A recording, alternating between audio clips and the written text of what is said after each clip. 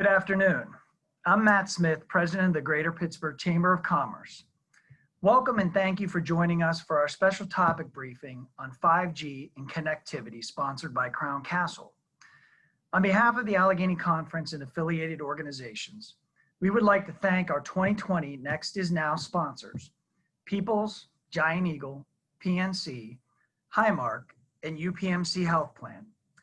Their generous support plays a pivotal role in allowing us to do our work. Allegheny Conference special topic briefings are designed to give our regional investors, key partners, and other regional stakeholders a deep dive into issues that are important to the economic future and quality of life of our 10-county region. Very few issues sit at the nexus of our economic future and quality of life more than today's topic, 5G and connectivity.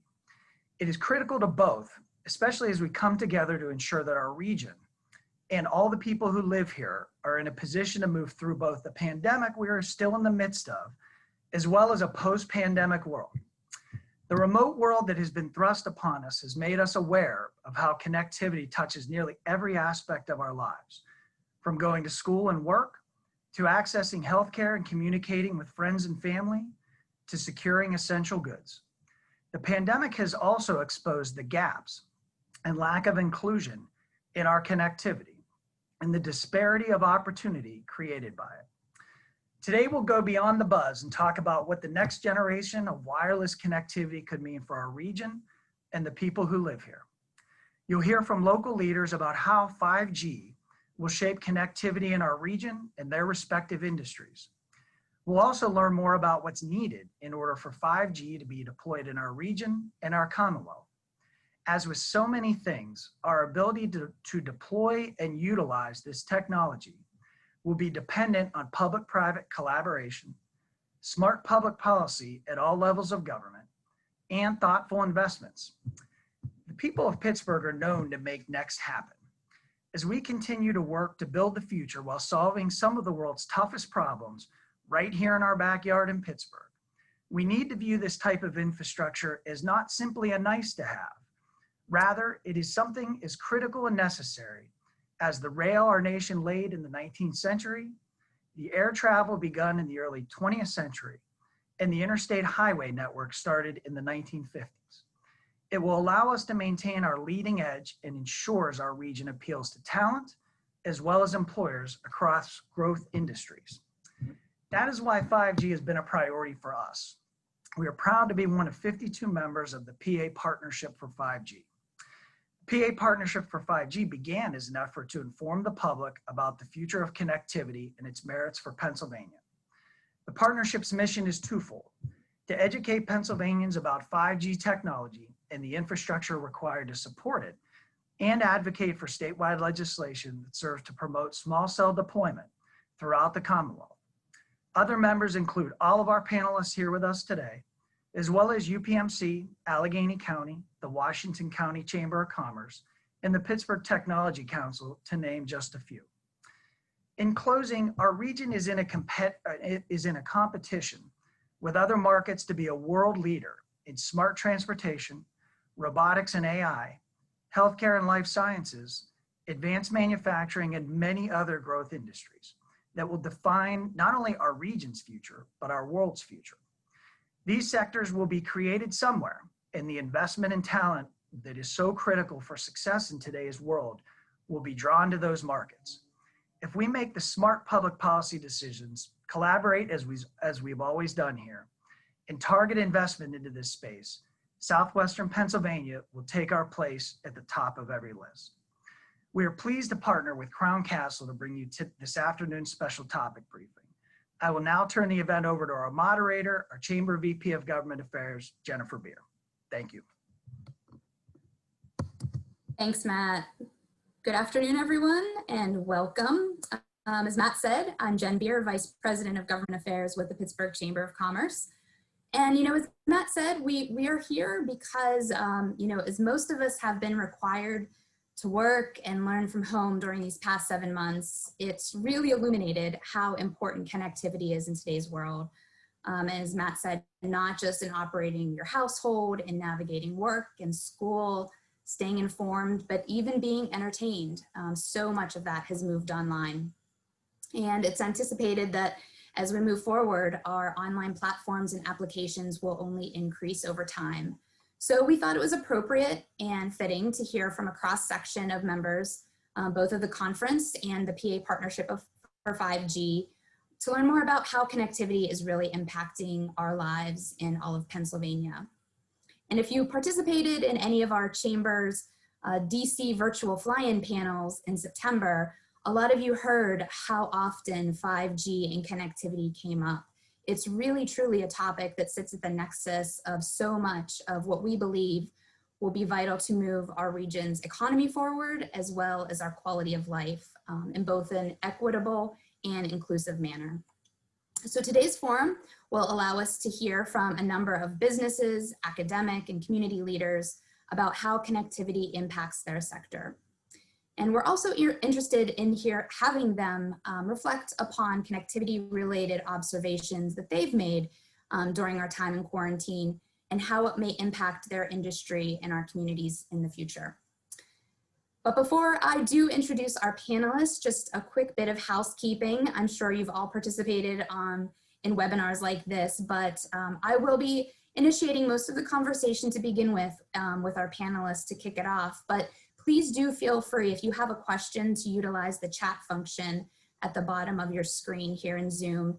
And we'll do our best to either work in questions to our discussion, or hopefully there's time at the end to get to as many as possible. So with that, I would like to welcome our four panelists to turn on their videos. And I will introduce you. A reminder that they are all members of the PA Partnership for 5G. And I think, as Matt said, that now includes over 50 member organizations across the state, everything from tourism to tech associations, healthcare, education. You see the cross panel that we have today. So without further delay, please welcome Phil Miller, Chief Information Officer with Robert Morris University, Renee Morales, Public Affairs Manager with Crown Castle, Jennifer Lasser, Director of Planning and Development at the Southwestern Pennsylvania Commission, which is our region's metropolitan planning organization, and David Hall, Vice President of Enterprise Strategic Partnering at Highmark Health. So it's great to have such a diverse group of interests represented today. Let's get started. I'm gonna kick off with a question sort of to all of you, and hopefully with an effort to set the stage here. I'd like each of you to just start off by telling us how you or your organization have adapted to this. You know, we're all calling it the new normal, but how are you all trying to figure that out? And specifically, what has connectivity and technology, how has it impacted your operations over the last 7 months? So take maybe 1 to 2 minutes, each of you, if you could just sort of give us a few highlights there, and maybe Renee, we'll start with you. Sounds good. Thanks, Jen. You know, the company put the safety and well-being of employees first. And then really a close second was ensuring that as an essential service, we were able and are able to maintain safety standards in the field as we continue to keep connectivity paramount. And that's really our new normal. Turning to technology, let me give a foundation of our company. So over the past 2 decades, Crown Castle has created an unmatched portfolio of more than 40,000 towers, approximately 70,000 small cells, either on air or under contract, and about 80,000 route miles of dense, high capacity fiber in the top US markets. Crown Castle's comprehensive portfolio makes us the largest provider of shared communications infrastructure in the US. Now, shared communications infrastructure means that we can house multiple carriers on the same equipment, really limiting visual clutter in the right-of-way and preserving the surrounding aesthetic of a community. This nationwide portfolio of communications infrastructure connects cities and communities to essential data, technology, and wireless service, bringing information, ideas, and innovations to the people and businesses that need them. So nationally, we have 4,500 employees across 50 different offices, But our largest office, and we're really hometown proud about this, is in South Point in Washington County. Crown Castle, though, does more than just connect communities with our infrastructure. We connect with our communities. Through our Connected by Good program, we connect by giving and volunteering. We enhance the communities we serve by improving spaces where people connect, by promoting public safety, and really advancing access to education and technology. As a telecommunications industry voice, it's no surprise that we are interested in turning up the volume related to this connectivity conversation.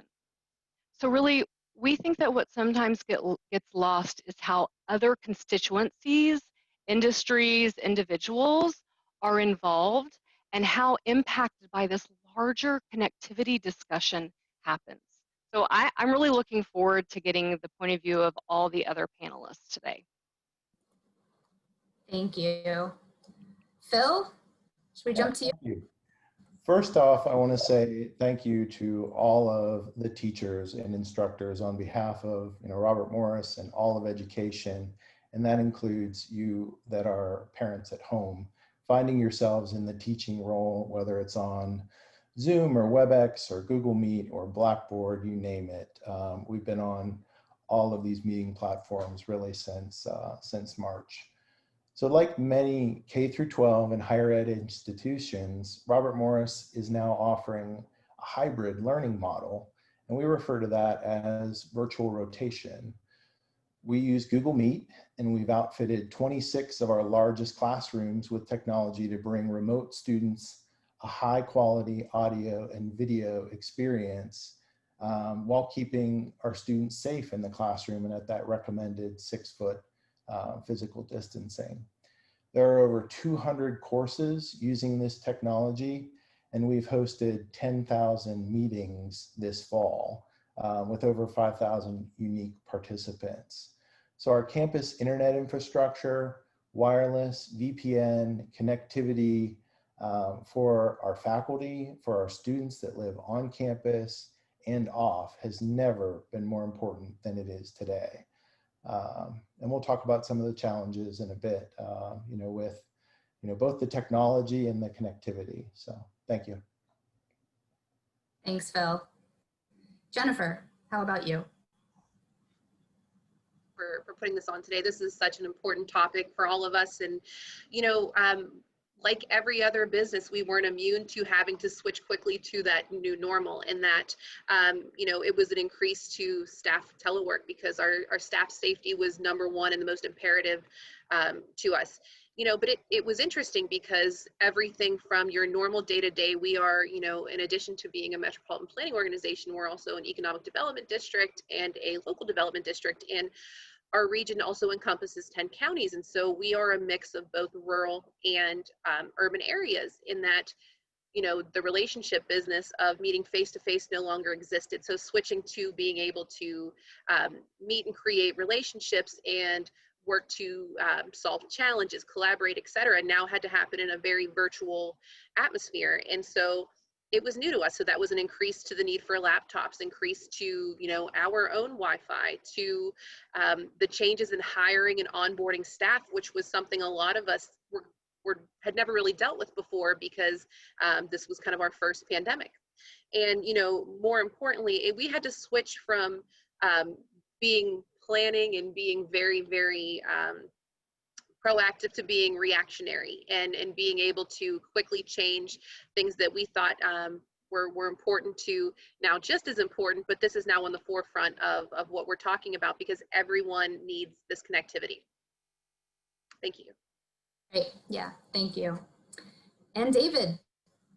Last but not least, it's nice to have everybody on. Thank you again, guys, for putting this together. I think it's a great opportunity, and certainly I welcome the opportunity to be here today. I think at Highmark Health, like any healthcare organization in the country over the last 7 months, it's been a remarkable period of time. I mean, I think the healthcare industry as a whole can honestly say that, we never let a good crisis go to waste here. And in this case, without question, you see the changes playing out from day one in healthcare with respect to understanding how to respond appropriately to the needs of our patients and our members who, number one, are affected by the pandemic, but number two, who still have critical healthcare needs and who need critical services, and do it in a way that's safe, that doesn't, inadvertently put them at risk for whether it's COVID, and quite frankly, protect the COVID patients from other ailments that they may get exposed to. So the technology crisis, what I would call it, as well as the technology opportunity, all played out in real time right before our eyes. And with all of the advances in technology and all of the opportunities that came to the forefront, the mission of the healthcare industry and the healthcare platform remains the same. I mean, we still have to find a way to ensure affordable access to high quality care, and technology by itself won't just accomplish that. And so it's been a remarkable 7 months just to watch the world of Highmark Health kind of transform right before our eyes, in terms of creating hooks into our members, into our patients, ensuring care is delivered, right care at the right place at the right time and the right cost, and doing it in a way that protects our frontline workers. I mean, we've heard of people around the country, refer to the heroes, and it's that, it's never been more true. I mean, it's remarkable to see these folks day in and day out put their lives on the line for the betterment of their community. And these are people who have a variety of issues at home at their own front. They have their own healthcare challenges that they're trying to work through. And it's been as impressive 7 months as anything I've ever been exposed to. And the final point I'd say is that, the healthcare system in general is not going to do this on its own.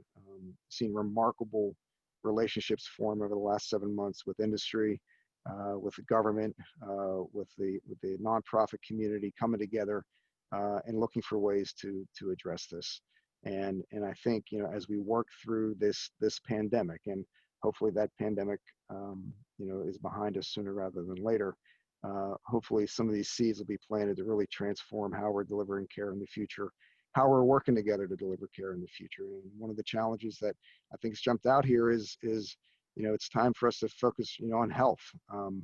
And we all have a challenge here to try to drive better health in our communities, and part of that is getting access to these communities and getting these communities access to the resources that they'll need to drive health care initiatives locally. Because when you start off behind the 8 ball from a healthcare perspective, and something like COVID hits, we've seen the outcomes of what happens, and it's not pretty. And so I think collectively as a community, with healthcare at the tip of the spear, we have a moral responsibility to drive health as much as we can, and certainly 5G and this virtual revolution that we're seeing is going to be a major player in helping that play out. So thank you for today, and look forward to the conversation. Thank you, David. Yeah, thank you, everyone. That was helpful context to help level set from all different sorts of industries and perspectives. Renee, let's circle back to you, because as you mentioned, Crown is a telecommunications infrastructure company, and I think everyone here should know that they're here to talk about 5G, but maybe you could help still just to, again, little level setting, just lay a little bit of groundwork on what is 5G, what's needed to deploy it, just a little bit of background so we're all on the same page. Sure, Jen. I think, earlier I rattled off a bunch of numbers and talked about a bunch of still in the air, right? And what does any of that actually mean? So I'll slow down for a minute. So I said we have 40,000 cell towers. Those are the ones, you see off in the distance on the horizon. What those do in a geographic area is they create coverage, right? And I said we have 70,000 small cells. What does that do? Well, simply put, that creates capacity in a geographic area. So you often see those where you couldn't put, say, 150 to 300 foot tower, right? But what connects all of that is the fiber. So we often say it's all wireless, but let's be honest, the only thing that's wireless is this device back to a tower. We need the fiber. It creates the ultra high speed and the ultra low latency that we connect with 5G, right? So when David's talking about Highmark Health and what they can do on the medical side, when we say we want a 5G ambulance that could be talking to the hospital, talking to an emergency room, that 5G ambulance that could be doing a CT scan, an X-ray, talking to a medical professional, well, it's got to have a ubiquitous 5G network to communicate on. And so that's what the small cells do. And this connectivity is a necessity, and it's going to be critical no matter where you are, no matter where you live, like what Jennifer was saying, rural, urban, suburban, we're going to need it. But it's consumer demand that is making this happen. So right now, we consume about 7 gigs a month.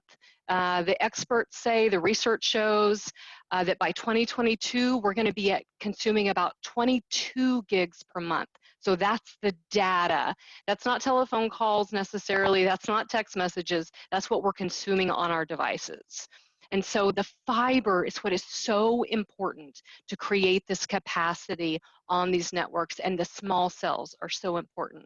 So you could think of them as, you know, very small, inconspicuously installed. We like to first put them on existing infrastructure. So think of street signs, telephone poles, you know, street lights. We like to say if we're doing our job right, they're hidden in plain sight. And you know, so fiber is attached to every small cell.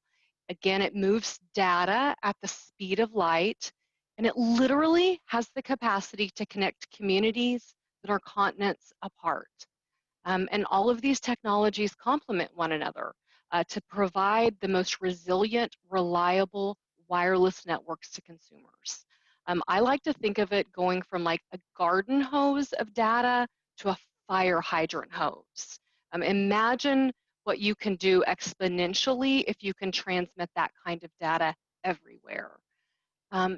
You know, small cell infrastructure is going to serve as the backbone of 5G, and really fiber is going to serve as the lifeblood. But it's also going to serve as this major economic engine.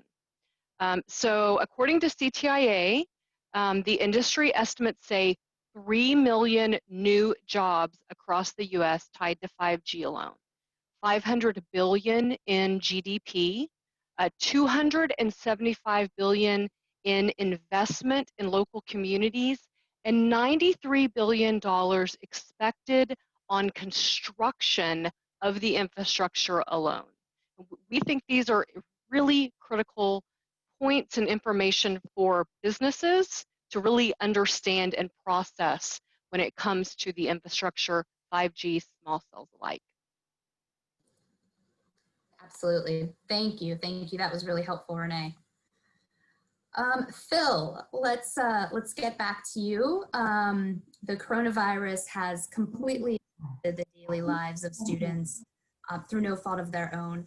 Remote learning is a contingency plan for schools and universities, but in order for this to become a viable alternative for every student in Pennsylvania, and really to ensure inclusiveness and equity, we need to create a more reliable internet infrastructure. So can you tell us how Robert Morris University is continuing to educate students who experience connectivity issues while learning remotely, sort of what has been working, what hasn't, and how can we maybe be more prepared for the future? Sure. First, I want to touch back on Renee's numbers. I think that those are probably representative of the population at large for sure, but college students, I can say you can easily quadruple the amount of data that they're using on a regular basis. So each fall, I get to meet with the parents as they drop their freshmen off, and they're thankful that no longer will that data be on their wireless plan, and it's you know, coming through our campus network.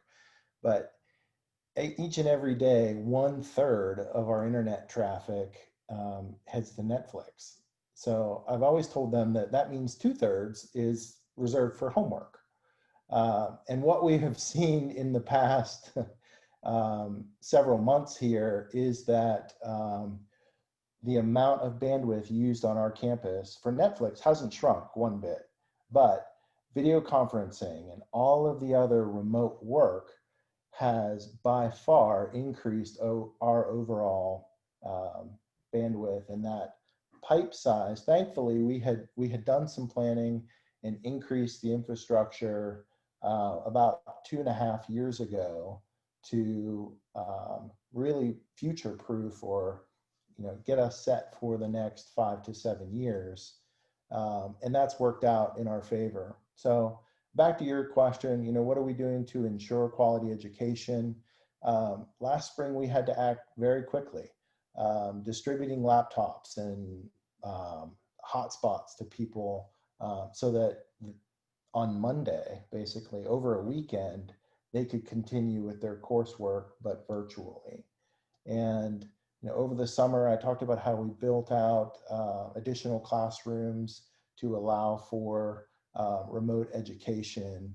But really planning for the future means having a robust and redundant infrastructure for your business or for your campus, and monitoring the utilization and planning for growth over time and what that will look like when the students or when your customers come to your site and bring their 5G devices, their Wi-Fi 6, AX capable iPhones, which we'll hear about in another hour or so here.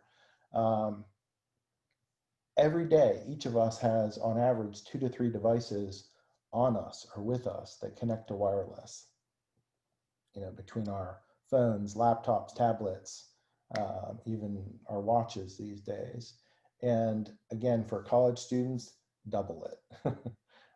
Gaming systems and all of those things have increased our need for bandwidth, and the transition to online learning, larger files, more mobile devices, higher quality audio and video, all means that over the next year, 2 years, we're going to see all of our data rates more than double. So. Yeah, thank you. As a parent of 2 small children, I guess I'm not quite at the gaming stage yet, but that's a good point to remember. Okay, let's transition maybe to the healthcare industry. Dave, we know that Highmark Health uses telemedicine to deliver patient care, and we've heard a lot of reports that telemedicine has increased quite a bit since March when the pandemic began. So can you talk a little bit about AHN? Have you all seen an increase in telemedicine visits? How does your organization handle this? Sorry about that. It's been actually, it's been everything you've heard. It's been the Allegheny Health Network, as an example, was doing a handful of televisits a week, and before we knew it, by the end of March and into April, we were doing several thousand a day. And so that was a massive transformation that played out. We were able to quickly stand up 1,200 physicians who were virtual visit ready.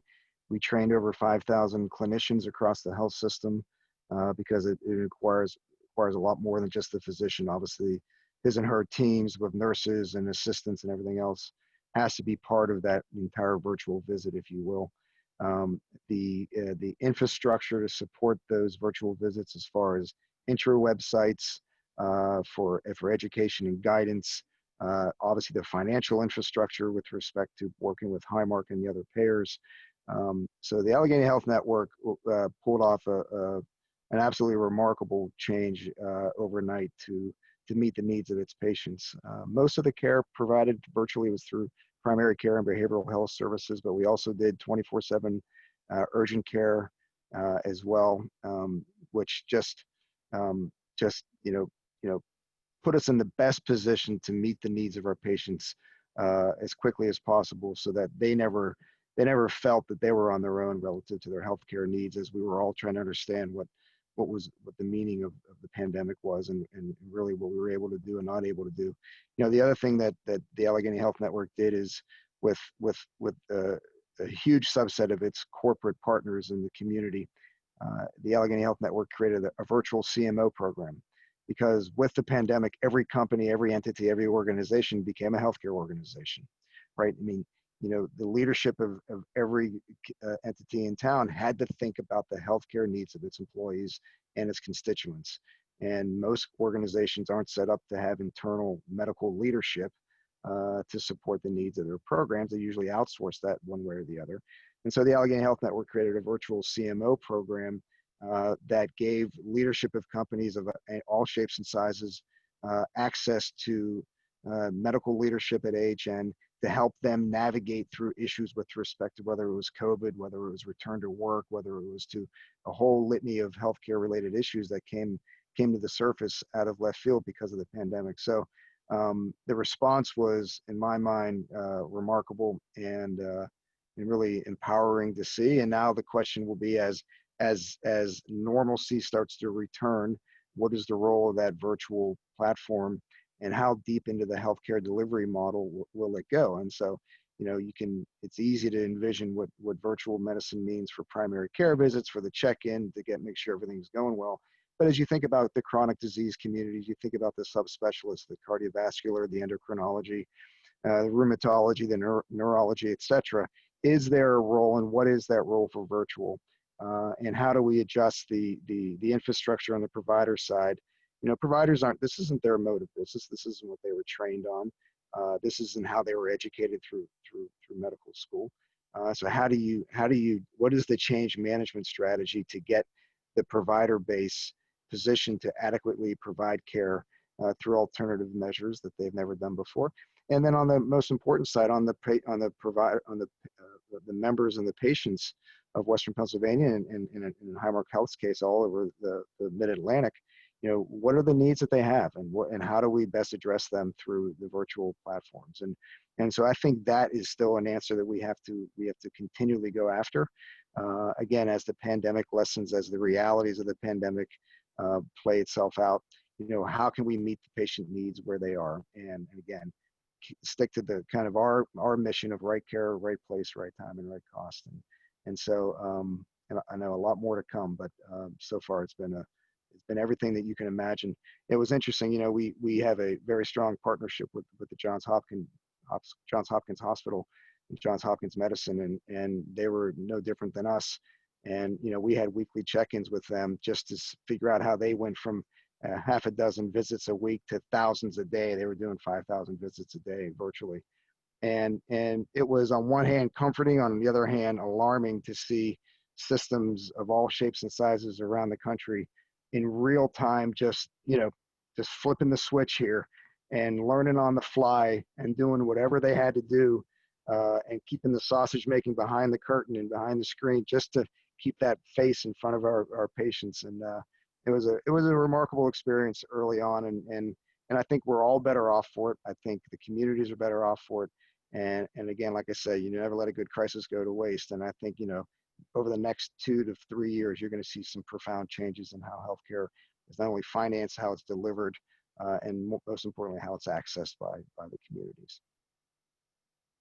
Yeah, thanks, David. And I think that, we believe that this is one area in particular where the equity issue becomes very important, to really ensure that all the patients you talked about, no matter where the zip code, no matter where they live, have access to their doctors and their providers during this time, the shutdown and beyond. So thank you for that. Let's move to Jennifer Lasser. As a member of the PA Partnership for 5G as well, I know SPC recognizes that infrastructure is more than just roads and bridges. I've actually heard you say this. I've heard your new Executive Director, Vincent Valdez, talk about how important it is for people to realize that this kind of digital connectivity is just as important as traditional infrastructure, say electricity and water. So because it's clear that connectivity is vital to a wide range of these industries we've heard from even today, education and healthcare, can you tell us a little bit more about why SPC feels so strongly about wireless infrastructure and 5G's potential impact on our region overall? Quite simply, we need it, and that your residents, your communities, and your businesses need it. Connectivity is not a luxury, it's a necessity, and that your quality of life right now is very much attached to a virtual world and connectivity, you know, whether it's going to school, visiting doctors, you know, chatting with loved ones. We no longer, the days of hopping on a plane and going to see somebody, that's been impacted. You know, people are now going to church online. I mean, every aspect of our life, including purchasing groceries, is happening virtually in a lot of ways. And so we need it. Connectivity is the future. Connectivity is jobs. And kind of switching that from, there's two thoughts on not only why this is important, is from the quality of life and the human side, but the economic development side. We have an amazing area here.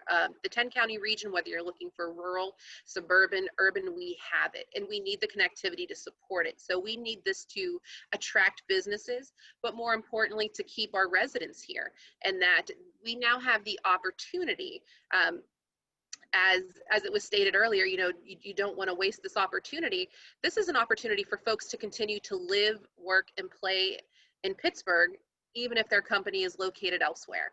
And so we know that this is something that we have to be able to provide as a region, because again, we need the jobs, we need the businesses to stay, we need the residents to stay, and we want to attract more people to this great region. And so, you know, addressing this challenge is going to keep us competitive, not just competitive locally, but regionally, statewide, you know, and even globally. We have the talent that a lot of businesses need, and we want to get those businesses here, and will not be able to do so without connectivity.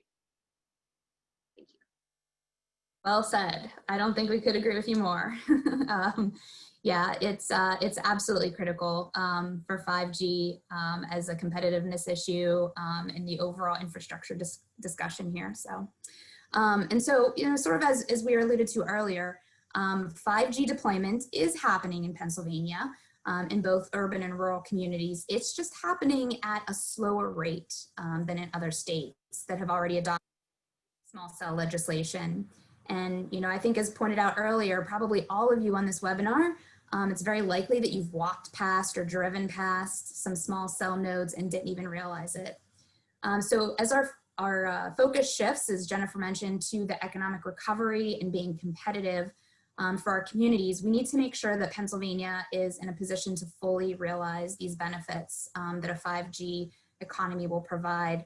So Renee, let's circle back. What are the challenges? What's standing in the way of rolling out 5G, and any advice or suggestions to help attendees that might want to help with that? Okay, Jen, let's unpack this. So, you know, currently 5G deployment is dependent upon the rules and procedures set forth by each individual municipality in the Commonwealth, rather than one uniform, predictable statewide process. So with over 2,500 municipalities in Pennsylvania, that means over 2,500 different sets of rules and procedures. So let's just let that sink in for just a minute. And, you know, we could have a deployment schedule that crosses multiple municipalities for one deployment schedule. That means lots of different rules and procedures to have to figure out for one set of nodes. Adhering to individual municipalities' processes, timelines, and fees, which all vary, can delay this rollout. So if we take a national view, to date, 29 other legislatures, plus the District of Columbia and Puerto Rico, have enacted statewide legislation. And 5G investment is happening in those states. Pennsylvania is missing out on the connectivity, jobs, and economic growth that comes with building small cell infrastructure. Deploying the world's first 5G networks will require partnership between each side of the industry, from carriers to governments to communications infrastructure companies like Crown Castle. Now, legislation is currently pending in the PA legislature. The Small Wireless Facilities Deployment Act would put Pennsylvania on a level playing field with surrounding states like Ohio, Delaware, West Virginia. This legislation creates a streamlined process that allows for consistency and predictability in deploying small cells across the state. And here's the deal. We realized back in 2017 there was a gap, and we could maybe fill that with a voice, and so we created the coalition. So Crown Castle is the founding member of the PA Partnership for 5G. The PA Partnership for 5G was formed in May of 2018 and has grown to include over 50 organizations. So businesses, nonprofits, trade organizations that all recognize the positive impact that 5G technology will have on industry, clients, customers, and employees. I always say, look, Jen, we could talk for hours. There's not a geography or an industry that 5G will not touch in the future. We're excited to have Robert Morris University, Highmark Health, the SPC as fellow members of the partnership. So their support and advocacy efforts are invaluable. And I would say, for all the participants on the call, if you represent an organization, we'd love for you to get involved and help with the advocacy and educational efforts by becoming a member. It doesn't cost anything. You can decide how. Do you want to just listen in on calls, or do you want to go to Harrisburg with us virtually and talk about 5G?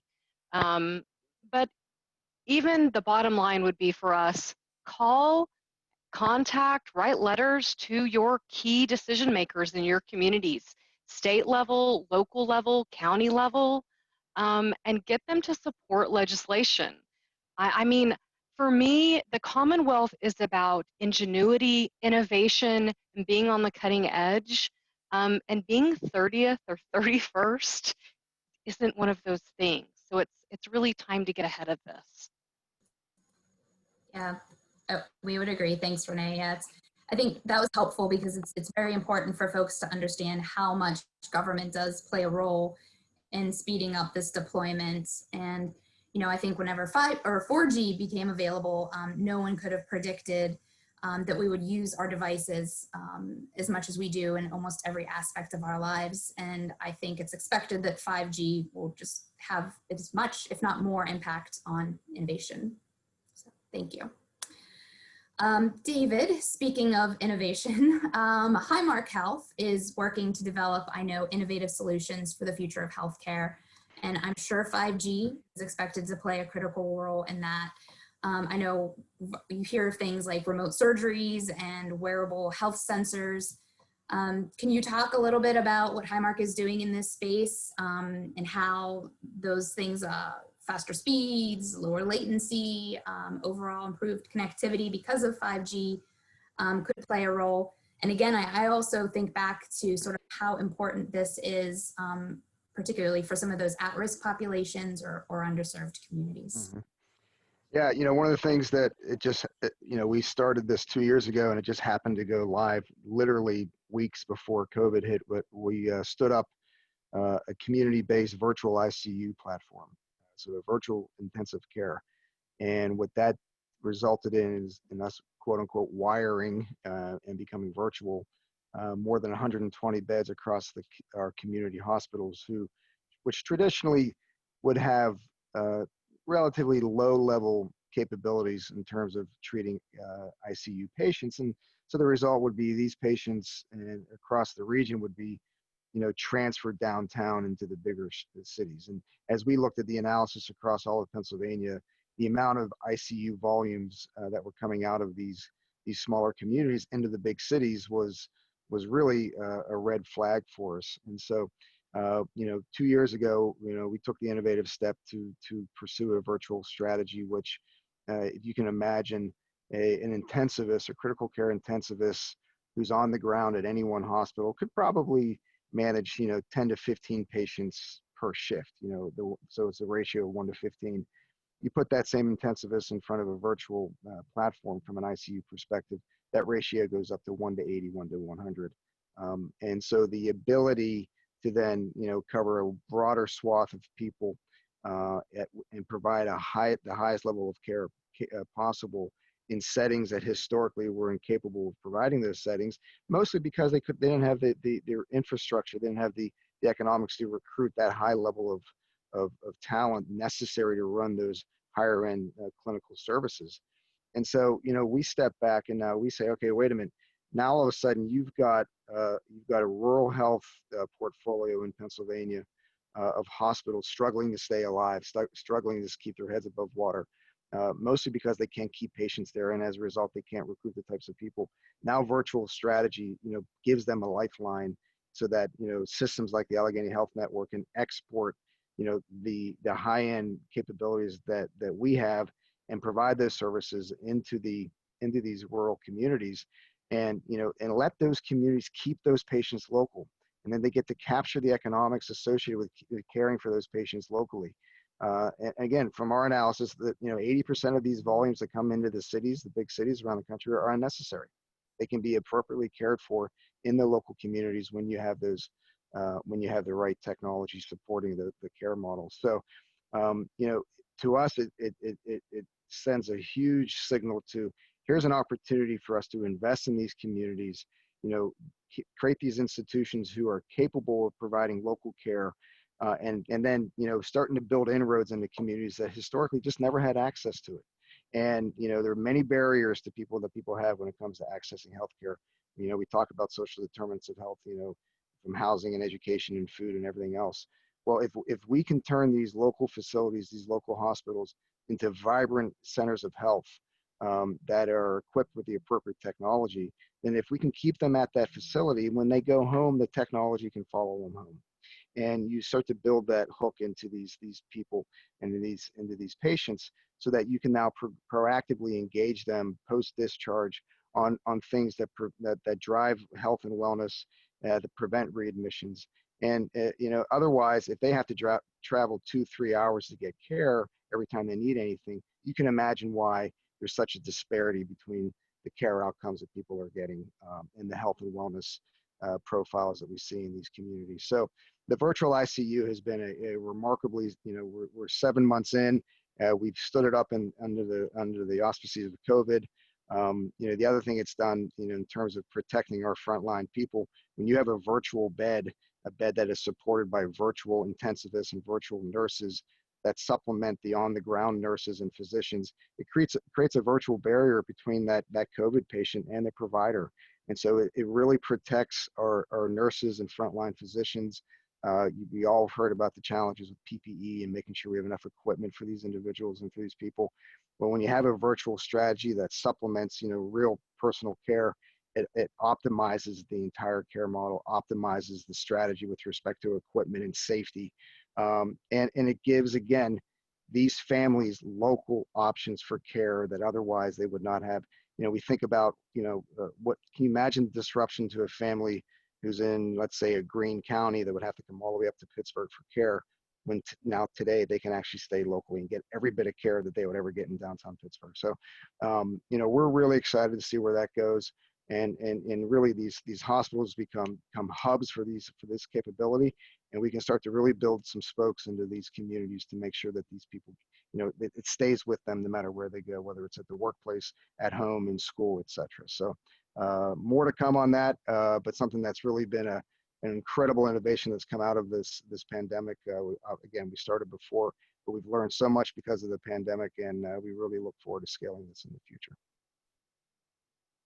That's great. What great timing on that. And it was just really exciting to hear sort of all that's happening sort of jointly between healthcare and technology. And, just to some of those earlier points, we really don't want Pennsylvania to fall behind other states and lose out on some of these sort of critical benefits, as well as the economic benefits that can come with this. So great work. Thank you. Phil, do you want to add on to sort of the innovation conversation? Talk about how Robert Morris has been able to use some of these new technologies, or what 5G could mean to your faculty, researchers, students, the education sector overall? Yeah. First, just to echo David's comments, couldn't agree more with the community health workers in the rural areas really needing that support. And that's really an opportunity where, education and healthcare are partnering and can partner to remotely teach folks in those spaces from afar, from our local universities. And I did some work on a grant earlier this year, a grant proposal, and we're really hoping to have that outreach program where our instructors can connect with community health workers in rural areas, educate them so that they're helping in their local communities, with the same education that they would get, coming to, Robert Morris for nursing school, per se. So related to innovation is one of our 8 core values in our Army 100 strategic plan. We're committed to providing our students with an environment and the tools and the professional experiences to conquer challenges and thrive in our business world. And to me, that really means that they're prepared to execute and solve problems that our corporate partners may have. We have students that are employed by PNC Bank, BNY Mellon, UPMC, and Highmark, to name a few of our top employers. And we also have programs that are educating the professionals from some of those corporations in solving real world problems and taking that sort of back. So as it relates to sort of data and the need for more bandwidth, our nursing students are learning in simulation labs and doing sort of real world experiences. Engineering is working with robotics and 3D printing, AI, and designing virtual reality experiences. And all of these things will continue to have advanced network speeds and needs to reduce the timing or that latency to get an answer or a solution back. Great, thank you, Bill. So it's clear that 5G will have an impact on many industries. As we mentioned earlier, connectivity has been just as vital to our day-to-day lives as electricity and water and other infrastructure. And the past 6 months have demonstrated that connectivity is key to everyone, no matter where you live, cities, suburbs, or rural areas. And Jennifer, I know that the SPC has the same footprint as the Allegheny Conference in this 10-county region. So can you just talk a little bit about what the SPC is doing in our region to help ensure connectivity for everyone? Absolutely. So, while COVID-related, challenges are temporary, connectivity needs are not. This is something that isn't going to go away and has been and will continue to be a challenge, whether COVID is here. And so this is something that is a direct focus of myself, my team, and the organization. So, we're having very, very robust conversations with our stakeholders, legislators. We want to understand within the communities what these challenges specifically are, because we want to make sure that we are targeting our approach to meet those needs in terms of, it may not just be rural broadband, it could be the affordability factor. This is a multiple challenge type situation, and we want to make sure that we understand it the best way possible. So we're asset mapping our resources so that we can make sure we know where our challenges lie and that we can attack them as needed. We've established a broadband task force, and that has some of your economic development organizations on it, your planning directors for your 10 counties, schools will be involved, emergency management folks, healthcare providers, and we're slowly starting to grow this because we need to hear the voice, concerns, and challenges of all those folks, but more importantly, develop solutions to those challenges. We don't want to just plan, we want to actually implement. And so we're going to also be hosting in early 2021 a strategic planning session as part of the update to our SEDS. This is, like I said, an issue. While it has a huge spotlight on it because of COVID, this has been an issue that has been impacting Southwestern Pennsylvania for quite some time. And so we want to be able to collaborate with all of our stakeholders, our partners, including the Allegheny Conference, to figure out what is the best way to handle this. And really just moving forward, I can tell you just personally, this is probably my #1 priority this year, is finding ways to, at a minimum, marginally disrupt this challenge, but really have impact and true impact connectivity in our region. I was just down in Greene County on Friday, and this was one of their largest challenges as well, because again, it doesn't just impact households, it impacts businesses, it impacts the ability to grow. And so we want to make sure from a regional competitive standpoint and just a greater good standpoint that connectivity is something that we focus on and continue to do so. Great, thank you, Jen. Thanks for those comments and for everything that SPC is doing to help increase connectivity here in our region. I know you guys have really stepped up recently on this, so that's great. I know we're actually closing in on the hour. This went really fast. There were a few questions that came in that I know we haven't been able to get to, but I do know a few of the people, so I will personally follow up. I know a few specific questions around the legislation. I will absolutely get back to you all on. But before we totally wrap up, let me just ask the panelists if any of you have any last thoughts, comments you'd like to share, anything we didn't get to that any of you wanted to raise on this issue. Hey, Jen, it's Renee. I would just like to say, I appreciate our partners here being on this webcast with us. And I would just give one more shout out to the partnership. You could visit papartnershipfor5g.com and take a look at the website and see if you think you and your company would like to be part of our advocacy and educational efforts. Thank you. Anybody else? I just wanted to kind of wrap up and say thank you again as well. And kind of, Renee had mentioned this, at the end of the day, connection is capacity, and that capacity is going to allow us to do more, be better regionally, and create opportunities for jobs and just a better, kind of life situation. So thank you for hosting this and letting us all be a part of it, because it is a huge, important area to all of us. Absolutely.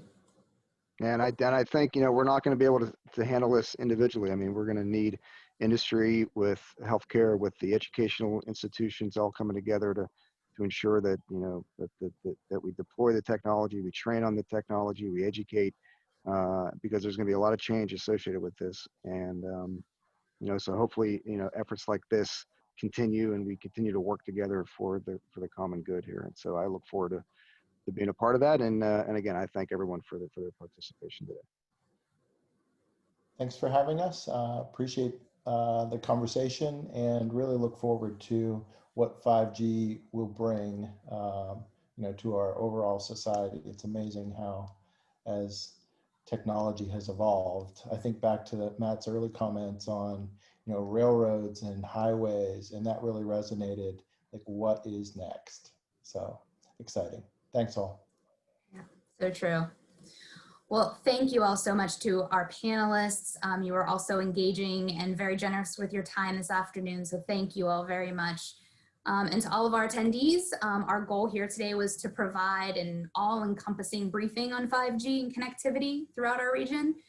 So you've heard how much it impacts businesses, education, healthcare, and ultimately the average consumer. So I hope you found it all of use and engaging. And on behalf, again, on the partnership the PA Partnership for 5G, the Pittsburgh Chamber and the Allegheny Conference, we thank you to all of our sponsors and also particularly Crown Castle for your support of this program. So with that, we are right on the money at 2:30. Thank you all again, and I hope you all have a great afternoon.